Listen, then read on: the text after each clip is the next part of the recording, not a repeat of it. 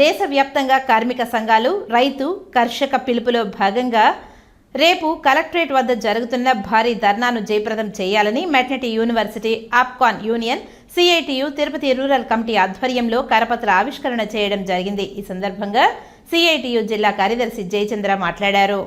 రేపు 26వ తారీఖున collector office కాడ జరిగే మహా ధర్నాని జయప్రదం చేయాలని చెప్పి కరపత్రాలు విడుదల చేస్తున్నాము। ముఖ్యంగా outsourcing, APCOS, work contract ఉద్యోగస్తులందరూ కూడా బేషరతుగా జీతాలు పెంచాలి, అందరినీ కూడా రెగ్యులర్ చేయాలి।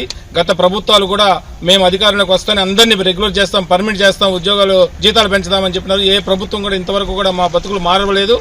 ఇప్పటికైనా ప్రభుత్వాలు కళ్ళు తెరిచి రాష్ట్ర వ్యాప్తంగా పెద్ద ఎత్తున ఎక్కువ మంది ఉన్నటువంటి ఉద్యోగస్తులు అవుట్ సోర్సింగ్, కాంట్రాక్ట్, ఆప్కాస్ ఉద్యోగస్తులందరినీ కూడా బేషరతుగా పర్మిట్ చేయాలని చెప్పి డిమాండ్ చేస్తున్నాం।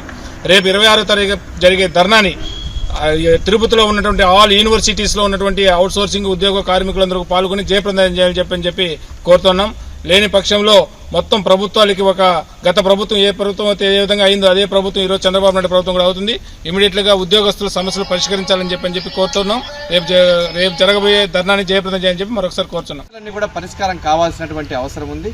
ఈరోజు రాష్ట్ర ప్రభుత్వం కానీ కేంద్ర ప్రభుత్వం కానీ ఉద్యోగస్తులందరినీ కూడా పర్మనెంట్ చేస్తానని చెప్పి హామీ ఇచ్చింది। చంద్రబాబు నాయుడు గతంలో వీళ్ళందరికీ కూడా ఆప్కాస్ సంస్థ పేరుతో ఉన్నటువంటి వాళ్ళందరికీ కూడా ఈరోజు వేతనం పెంచుతానని చెప్పి అనేది హామీ ఇవ్వడం అనేది జరిగింది। అదేవిధంగా అక్కడ ఉన్నటువంటి మోడీ ప్రభుత్వం కూడా అదే మాదిరిగా కాంట్రాక్టు ఉద్యోగస్తులందరికీ కూడా సమాన పనికి సమాన వేతనం చెల్లించే విధంగా సుప్రీంకోర్టు ఏదైతే తీర్పునిచ్చిందో ఆ తీర్పు ప్రకారము ఇస్తానని చెప్పి అనేది హామీ ఇచ్చాడు। కాబట్టి వీటన్నిటిని కూడా ఈరోజు తక్షణమే అమలు చేయాల్సినటువంటి బాధ్యత ఈరోజు కేంద్ర రాష్ట్ర ప్రభుత్వాలపైన ఉంది। దాన్ని అమలు చేసే పరిస్థితి కనిపించట్లేదు। అందుకనే ప్రభుత్వానికి విన్నవించాలని చెప్పిన ఒక ఉద్దేశంతోనే రేపు 26వ తారీఖున కలెక్టరేట్ వద్ద ఒక పెద్ద ఎత్తున ఆందోళన కొనసాగుతూ ఉంది। దీనికి మద్దతుగా కార్మిక లోకం మొత్తం కూడా తరలి రావాలని చెప్పినది సిఐటియుగా విజ్ఞప్తి